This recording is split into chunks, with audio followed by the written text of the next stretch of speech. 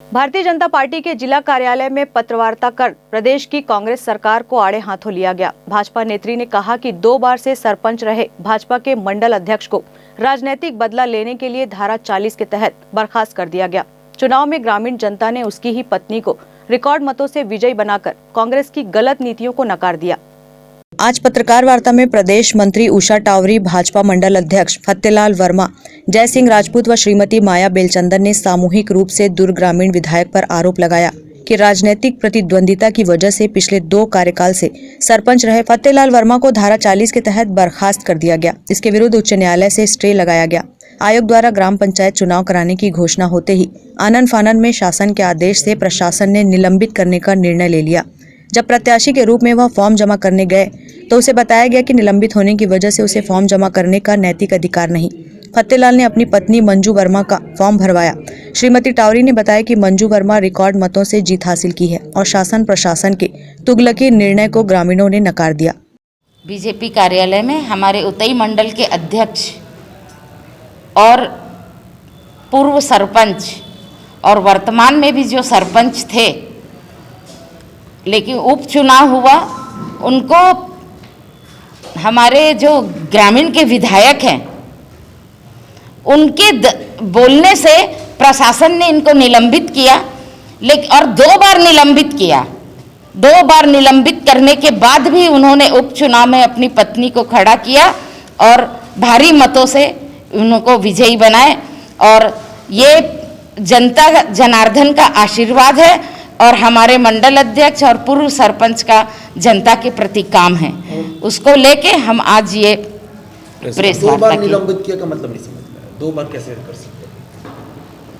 अब उनका शासन है, वो जो मन मर्जी चला दिए। जबकि एक बार जब निलंबित किए तो उनका हाई कोर्ट में हम प्रकरण लेकर गए, वहाँ से स्टे भी आ गया और स्टे आने के बाद में उसमें कुछ दिनों में डिसीजन लेना पड़ता है। लेकिन इन लोगों ने उसको समय पे डिसीजन नहीं लिया और जैसे ही चुनाव आने वाला था और आचार संहिता लगने वाली थी पंचायत चुनाव की, उसके 1 दिन पहले इनको निलंबित कर दिया और इनको बताया भी नहीं। जब ये सरपंच का फॉर्म भरने गए तब इनको पता चला कि आप नहीं भर सकते क्योंकि आपको निलंबित किया गया। कौन गांव का मामला है? अभी ग्राम पंचायत खोपली में उपचुनाव कराया गया शासन द्वारा। पहले मैं ग्राम पंचायत खोपली का सरपंच था।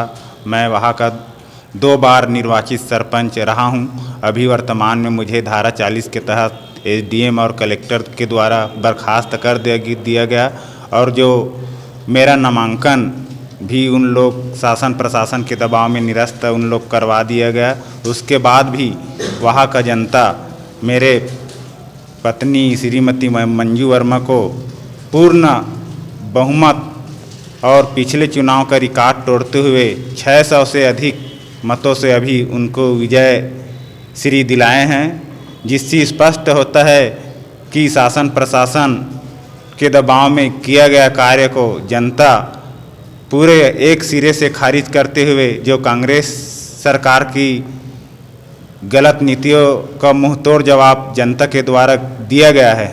मेरे ऊपर जो पिछले कार्यकाल में प्रधानमंत्री आवास बनाया गया था, चंद्रिका साहू रामदयाल का बनाया गया था, जिसमें उस समय पंचायत प्रस्ताव ग्राम सभा प्रस्ताव पारित किया गया था कि उन्हीं व्यक्ति को दिया जाना है ऐसा करके। और दूसरा आरोप है जो गांव में स्ट्रीट लाइट लगाए हैं। स्ट्रीट लाइट पिछले दीपावली के समय लगाया गया था, जिसका मूल्यांकन सत्यापन भी कराया जा चुका है। 7,47,000 का मूल्यांकन कराया गया है। उसके बाद भी अभी तक जनपद पंचायत द्वारा पेमेंट नहीं दिया गया है। ग्रैंड न्यूज़ के लिए निखिल पाठक के साथ अतुल शर्मा की रिपोर्ट।